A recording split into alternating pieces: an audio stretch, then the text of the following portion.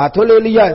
پھر میرے نبی پاک علیہ الصلوۃ والسلام نے فرمایا اگلی بات، فرمایا شریف لوگ چپ کر جائیں گے، کمینوں کے ٹھاٹ ہو جائیں گے۔ ٹھاٹ بار سے کون رہیں گے؟ جو نجائز ذریعے سے مال اکٹھا کر کے لائے ہیں نا، جنہوں نے سوچا ہی نہیں جائز ہے کہ نجائز ہے، وہ ٹھاٹ پاٹ والے ہو جائیں گے۔ خاندانی اور باوقار لوگ پیچھے رہ جائیں گے۔ پھر میرے حبیب پاک علیہ الصلوۃ والسلام نے فرمایا شریف لوگ تنگ ہو جائیں گے۔ شریف لوگ، فتنے کے زمانے میں شریف لوگوں کا کیا حال ہوگا جی؟ شریف آدمی بیچارہ اندر جاتا ہے تو گنڈا کہتا ہے ڈر گیا مجھ سے، وہ شریف ہے نا بیچارہ، تو اس نے اپنا دروازہ بند کر لیا، اس نے کہا موج کر۔ اچھا ایک بات بتائیں، دو آدمی جھگڑا کر رہے ہو تو جو چپ کر جائے وہ اچھا کہ جو جھگڑا کرتا رہے وہ اچھا ہے جی؟ تو وہ دلیری تو وہ دس دے آ کے آندہ سنائیاں نے چار پھر بولیا نہیں اگو، یہ تیری دلیری کیوں دی؟ کہنا میں لائیاں چار پھر اگو چپ کر رہے، بھائی اللہ دے بندے آئے تو اپنی بدتمیزی تے دی سیاح پونا دسن دے، کو بڑا چنگا بندہ سی۔ تو شریف آدمی چپ کر جائے، یاد رکھے، خاموش ہو جائے گا، چپ کر جائے گا۔ آدم ہمارے ہاتھ سے پیمانہ ہی گر گیا، حرب الحوث کے ہاتھ میں پیمانہ دیکھ کر، کہ ہم بھائی چپ کر گئے، اب ہم نہیں میدان میں مقابلہ کر سکتے۔ اور میرے رسول پاک علیہ السلام نے فرمایا ہے، امام سیوطی کی حدیث ہے، اپنی بات نہیں کر رہا، میرے نبی پاک نے فرمایا تمہارے امراء اور تمہارے وزیر جھوٹ بولا کریں گے۔ فتنوں کے زمانے میں وزیر، میں نے نہیں کہا کون جھوٹ بولتا ہے، کیڑی تاریخ میں بتی آئے گی جی؟ تاریخاں ملدیاں نہیں ہوں جی؟ انہوں 50 کو سال سانو رہن دیو، کوشش کریں گے آ جائے، جھوٹ پہ جھوٹ، جھوٹ پہ جھوٹ۔ اور اللہ خیر فرمائے، بہت بڑا آدمی بول کے کہتا ہے وعدہ کیا تھا نا، کیا وعدہ کو قرآن حدیث ہوتا ہے، وعدہ کیا تو قرآن حدیث ہے، کوئی بات نہیں، بندہ بدل بھی تو جاتا ہی ہے۔ میرے نبی پاک صلی اللہ علیہ وسلم نے فرمایا پھر ایسا ہوگا کہ اس فتنے کے دور میں دیانتدار لوگ بھی خائن ہو جائیں گے، ان کی مجبوری ہو جائے گی خیانت کرنا، دیانتدار بھی خیانت کرنے پر مجبور ہو جائیں گے۔ فتنوں کے لوگ بات مانیں گے نہیں بغیر اس کے، لوگ اس کے بغیر بات مانیں گے نہیں۔ پھر فرمایا تمہارے سردار ظلم کریں گے، وڈیرے ظلم کریں گے۔ پھر فرمایا دین کا علم لینے والے تقوی سے دور ہو جائیں گے، علم ہوگا عمل نہیں ہوگا، باتیں ہوں گی عمل نہیں ہوگا، کردار نہیں ہوگا۔ پھر فرمایا لوگ جانوروں کی کھالوں کا لباس پہنیں گے، لوگ ظاہر کو چمکا لیں گے لیکن باطن کے اندر بڑی بدبو ہوگی۔ پھر فرمایا سونا عام ہوگا، چاندی کی مانگ ہوگی، گناہ زیادہ ہوں گے۔ اور میرے نبی پاک نے فرمایا امن تھوڑا رہ جائے گا، امن، فتنوں کے زمانے میں امن نظر آتا ہے آپ کو کہیں؟ امن ہر جگہ، بدامنی ہے ہر جگہ۔ پھر فرمایا قرآن پاک کے نسخوں کو آراستہ کیا جائے گا لیکن پڑھنے والوں کی تعداد کم ہو جائے گی۔ اچھے سے اچھا قرآن چھپا ہوا مارکیٹ میں مل جاتا ہے لیکن پڑھنے والے لوگ، میرے حبیب نے فرمایا مسجدوں میں نقش و نگار ہوں گے، مینار اونچے ہوں گے، دل ویران ہوں گے، مینار اونچے ہوں گے اور دل ویران ہوں گے۔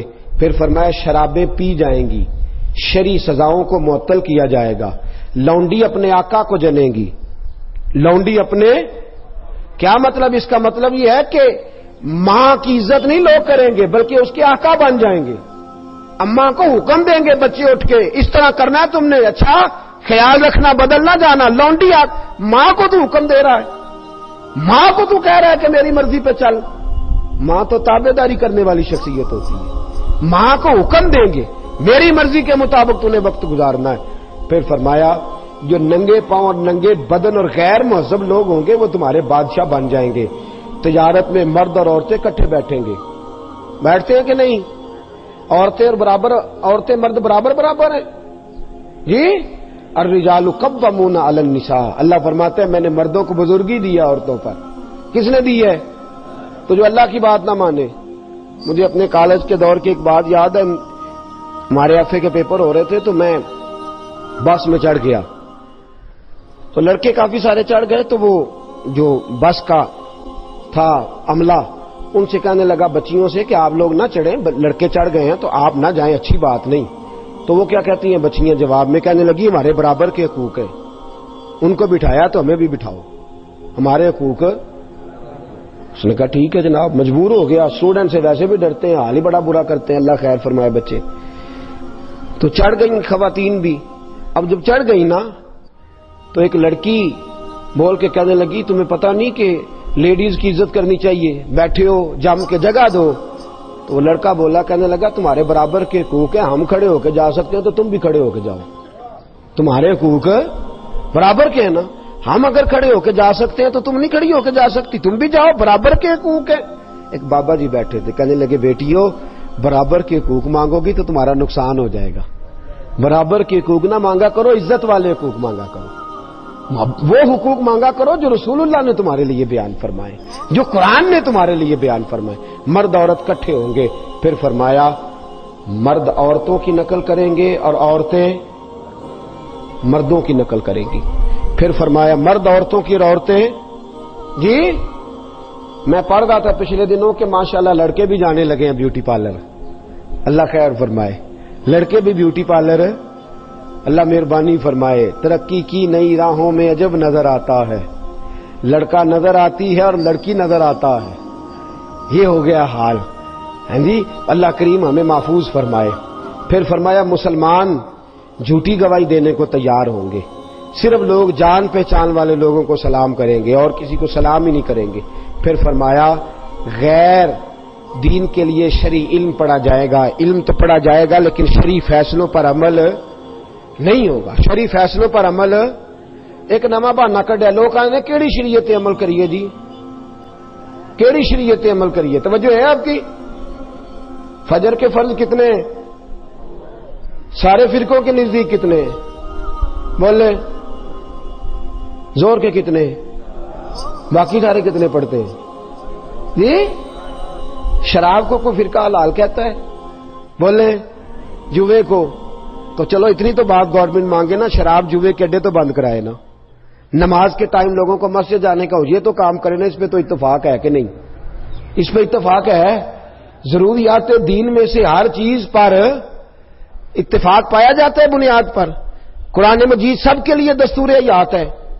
سارے کہتے ہیں چور کا ہاتھ کاٹ دو تو نافذ کیوں نہیں کرتے؟ بہانے بازی. شرعی علم ہے پر عمل نہیں. پھر فرمایا میرے نبی پاک علیہ السلام نے آخرت کا کام لوگ نہیں کریں گے، صرف دنیا اکٹھی کریں گے. کسی سے میں پوچھ لوں کہ 24 گھنٹوں میں تو دین آخرت کے لیے کیا کرتا ہے تو شاید 15 منٹ کی بات نہ سنا سکے، اور دنیا داری کے لیے رو رو کے تھک گئے لوگ. فتنوں کی علامتیں بیان فرمائی. پھر فرمایا لوگ مال غنیمت کو ذاتی جگیر سمجھیں گے، جس کے قبضے آیا پھر اس نے جان چھوڑی نہیں.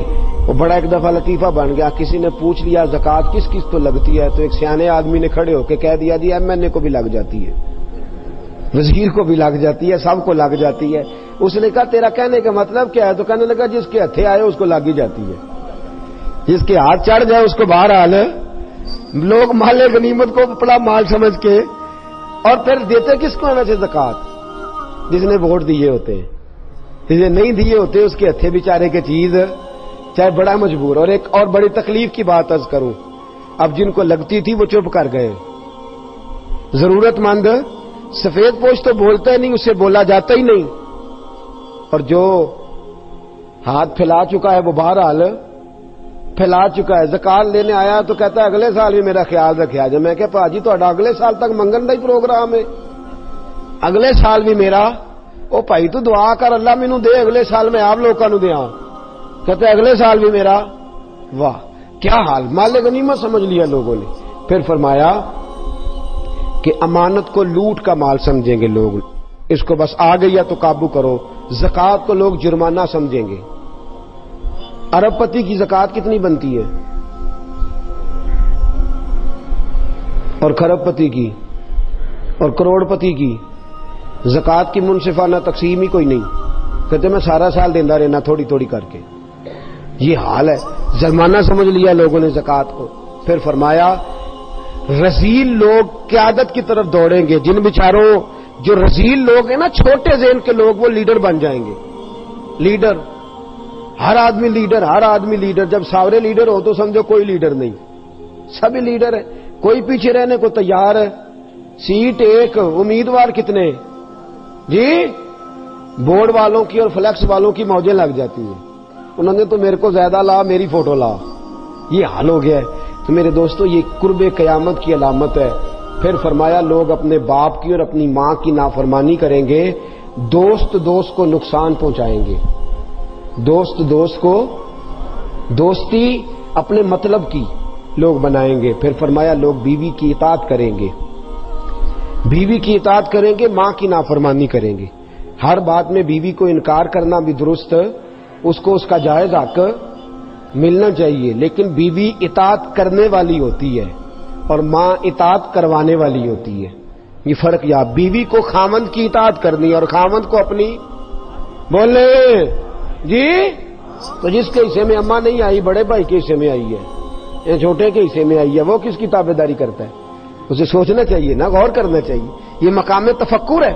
یہ قیامت کی علامت بیان فرمائی. پھر ایک عجیب بات میرے حبیب پاک نے بالکل حسب حال جو آج صادق آ رہی ہے, فرمایا لوگ گانے بجانے والوں کی عزت کریں گے. جی وہ جن کو کل تک لوگ بے حیا کہتے تھے اب ان کو ستارے کہنا شروع کر دیا ہے. معاذ اللہ, کیا بن گئے ہیں؟ ستارے. اور وہ اخبار میں خبر دیتے کہتے ہیں فضل ہے اللہ کا. معاذ اللہ ثم معاذ اللہ. ان کی عزت ہونے لگی ہے, ان کو تو قیادتیں ملنے لگی ہیں. پھر فرمایا لوگ ظلم کر کے فخر کریں گے, ظلم کر کے فخر سے بتائیں گے میں نے اتنے ظلم کیے, اتنے پاپ کیے. یہ میں بڑی سادگی سے دھیمے دھیمے لہجے میں آپ کو باتیں سنا رہا ہوں. میرے نبی پاک نے فرمایا انصاف بکا کرے گا. انصاف فرمایا محافظوں کی کثرت ہوگی لیکن حفاظت کرنے والا کوئی بھی نہیں ہوگا. محافظوں کی سونا جنگل رات اندھیری چھائی بدلی کالی ہے, سونے والوں جاگتے رہنا, چوروں کی آپ یقین کریں جتنا ان سے ڈر لگتا ہے اتنا ان سے بھی ڈر لگتا ہے, جتنا ان سے اتنا ہی ایسی ایسی جگہوں پہ ناکے لگ گئے ہیں جہاں توکی کوئی نہیں بنتا. اللہ تبارک و تعالی جانے کیا ماجرا ہونے والا ہے, کیا صورت ہونے والی ہے. تگڑا بندہ تو قابو آتا کوئی نہیں, اور شریف آدمی بیچارہ سڑک پہ کھڑا ہو کے امتحان ہی دیتا رہتا ہے. وہ امتحان ہی دیتا رہتا ہے, گھنٹوں اس بیچارے کی تلاشی ہوتی ہے 36 جگہوں پہ. آپ یہ دکھائیں, آپ وہ دکھائیں, آپ ایسا کریں, آپ ویسا کریں, فلاں کریں, یہ کریں, وہ کریں, حد کر دیتے. پھر فرمایا کہ درندوں کی کھالیں لوگ استعمال کریں گے, اور فرمایا جو بعد میں آنے والے ہوں گے وہ پچھلوں پر لانتے بھیجیں گے. بعد والے پچھلوں پر ابا جی کھ نہیں کیتا, دادا جی یہ کام ہو جائے گا. فرمایا پھر میرے حبیب کریم نے 69ویں نمبر پر فرمایا پھر سرخ آندھیاں آئیں گی, پھر زلزلے آئیں گے. پھر 72ویں نمبر پر فرمایا 71ویں نمبر پہ فرمایا لوگوں کی صورتیں بدل جائیں گی. پھر میرے حبیب کریم نے فرمایا ڈرنا اس وقت سے اگر تم نے ان فتنوں میں اپنے ایمان کو نہ بچایا تو تمہارے اوپر آسمان سے پتھر برسیں گے, آسمان سے پتھر برسیں گے, تم پر سرخ آندھیاں چلیں گی, لوگوں کی شکلیں خوبصورت ہونے کے بعد بدل جائیں گی, عذاب آئیں گے. میرے دوستو فتنوں کے دور میں کرنا کیا ہے؟ ایک حدیث میرے نبی پاک نے فرمایا اگر تو سمجھے نا تیرا ایمان بالکل نہیں بچ رہا تو چند بکریاں لے کے جنگل میں چلا جانا, بکریاں چرا لینا, دودھ پی لینا, وقت گزار لینا, لیکن دنیا سے بچ جانا.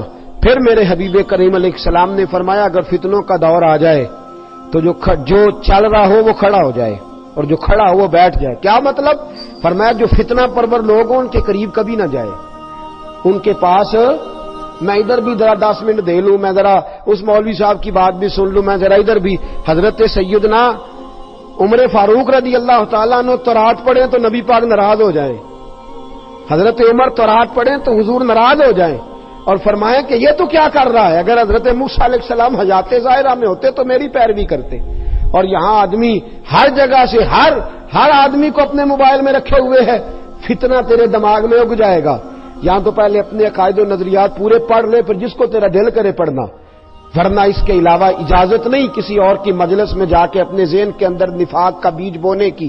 میرے نبی پاک علیہ الصلوۃ والسلام نے حل بتایا, اور پھر رسول کریم صلی اللہ علیہ وسلم نے فرمایا تم اپنی بڑی جماعت سے جوڑ کے رہنا. فتنوں کے دور میں کس جماعت سے جوڑ کے رہنا جی؟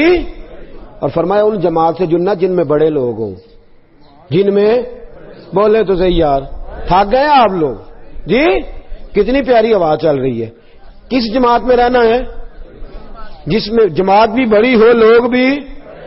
کسی کے پاس اگر داتا گنج بخش علی اجمیری ہیں تو ہمیں دکھائے، اگر کسی کے پاس خواجہ معین الدین اجمیری ہے تو ہمیں دکھائے، اگر کسی کے پاس حضرت شیخ الاسلام جیسی شخصیت ہے تو ہمیں دکھائے، اگر کسی کے پاس امیر ملت پیر جماعت علی شاہ محدث علی پوری جیسی شخصیت ہے تو ہمیں دکھائے، اگر کسی کے پاس میاں شیر محمد جیسا کوئی ہے تو ہمیں دکھائے، اور اگر کسی کے پاس بریلی کے امام جیسا کوئی ہے تو ہمیں دکھائے۔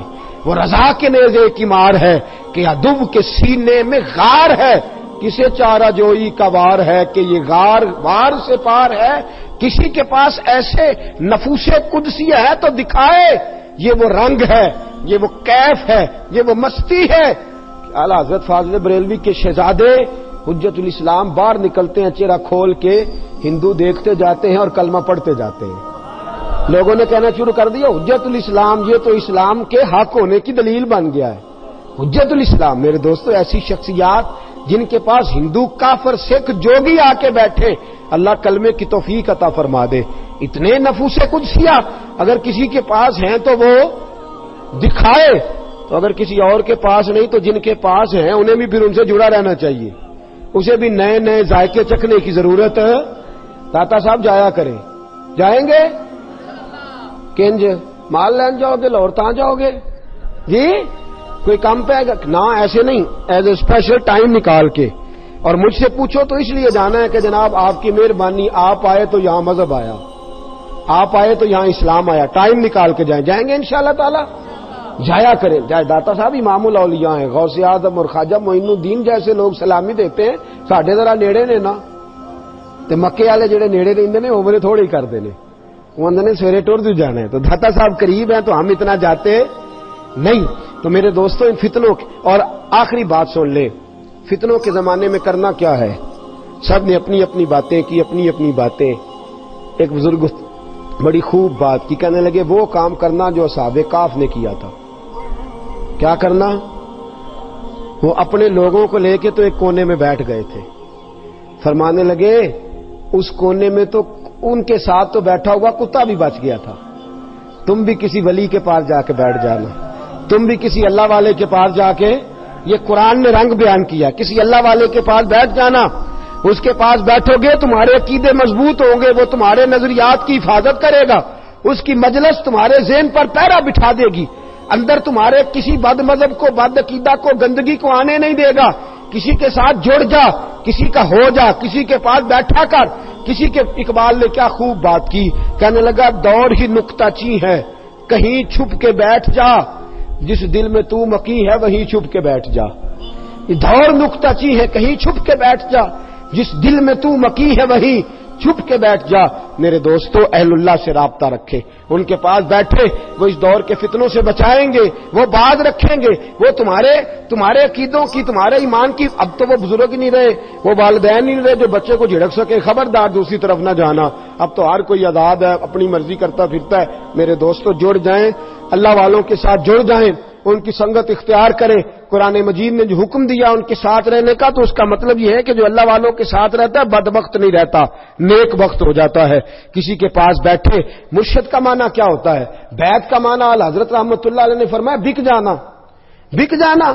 پھر جیسے وہ کہے تو پہلے تسلی کر، عقیدہ، نظریہ، سنت، شریعت تسلی کر، پھر تو جب اس کے ہاتھ بک گیا تو پھر اس کی مرضی کے مطابق وقت گزار، وہ تیرے نظریات کی حفاظت کر لے گا، وہ تیرے اوپر پیرے بٹھا دے گا، وہ تجھے فتنوں سے محفوظ کر لے گا، وہ تجھے ان آزمائشوں سے بچا لے گا۔ اور کتنے بڑے لوگ، امام فخر الدین رازی، امام صرف ہم نہیں پڑھتے، ساری پڑھتے ہیں امام صاحب کو، امام فخر الدین، تفسیر کبیر امام رازی رحمت اللہ لکھی، لیکن تفسیر کبیر لکھ کے بھی، وقت کے مفسر اعظم ہو کے بھی، انہوں نے بھی ضرورت محسوس کی تو حضرت نجم الدین کبریٰ کے مرید ہو گئے، جا کے حضرت نجم الدین کبریٰ کی بیعت کی، اور وقت وصال آیا، انتقال کا وقت آیا تو شیطان آ کے کھڑا ہو گیا، اور شیطان کا طریقہ ہے مرتے وقت بندے کو بے ایمان کرنے کی کوشش کرتا ہے۔ نبی پاک علیہ السلام نے فرمایا ساری رات تمہاری ناک پہ بیٹھا رہتا ہے کہ سانس اکھڑنے لگے گی تو بے ایمان کروں گا۔ حضرت امام راضی فرماتے ہیں آ گیا اور آ کے کہنے لگا بتا خدا ہے؟ کہتے میں نے کہا ہے، میں نے دلیل دی تو اس نے توڑ دی، پڑھا لکھا تو وہ بھی بڑا ہے نا، شیطان بھی پڑھا لکھا ہے پڑھا لکھا کہ نہیں؟ فرشتوں کا بھی. تو پھر پڑھ کے بچ گیا کہ پھنس گیا؟ الجھ گیا نا، پریشان ہو گیا نا. تو اس کا مطلب ہے علم پڑھے دا مان نہ کریے مت آکھی میں پڑھیا، او جبار کہار کہوندا مت روڑ دینی دودھ کڑیا. بچ اس بات سے. تو مت سمجھیں کہ وہ بڑا اسکالر ہے، بڑا پینٹ کوٹ پہن کے تقریر کرتا ہے، لیکن شیر خدا علی المرتضیٰ کے صاحبزادوں کے خلاف وہ گفتگو کرتا ہے. اور جنتی جوانوں کے سردار کو جو بکواس کرے جنت میں جائے گا کیسے؟ بتائیں کیسے جائے گا؟ اس کی جدت دیکھی جائے یا رسول اللہ کی حدیث دیکھی جائے؟ تو بڑی جلدی نا. اب تو سب سے بڑا مولوی بھی وہ ہے جو ٹی وی پہ آتا ہے، چاہے 2 لاکھ روپیہ کے گھنٹے کا اپنے پلے سے دے کے ٹی وی پہ بیٹھا ہو. ہاں میں آپ کو بتاؤں گا، دلیل دوں گا کہ لوگ جیب سے پیسے دے کے جاتے ہیں، پروگرام نشر کراتے ہیں. تو یہ عجیب حال ہے، لوگ اسی کی بات مان لیتے ہیں، اسی کے طریقوں میں چلنا شروع کر دیتے ہیں. تو بھانت کی بولیاں ہیں، بھانت کی اپنی مرضی کے رنگ ہے، اپنی مرضی کے لبادے. قرآن و سنت اپنے بزرگوں کے طریقوں کے مطابق وقت گزارے. امام راضی رحمت اللہ تعالی علیہ نے 300 دلیلیں دی خدا کے ہونے کی. کتنی؟ شیطان نے 300 کی 300 توڑ دی. فرماتے جب دلیلیں ختم ہو گئیں تو پھر مجھے دل کے فیض کی ضرورت درپیش ہوئی. پھر میں نے اپنے شیخ کی طرف توجہ کی. میں نے کہا سونے ہاتھ تو تیرے ہاتھ میں دیا ہے نا، ہاتھ تو تیرے ہاتھ میں دیا ہے، تو محافظ ہے میرے دین و ایمان کا، مہربانی فرما.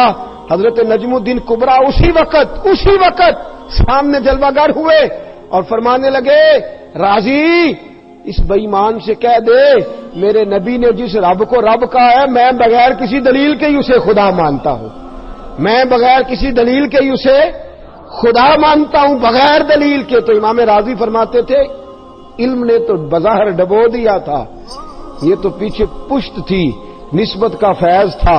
جس نے مرتے بھی راضی کو بچا ہی لیا ہے، جس نے ڈوبتے بھی راضی کو.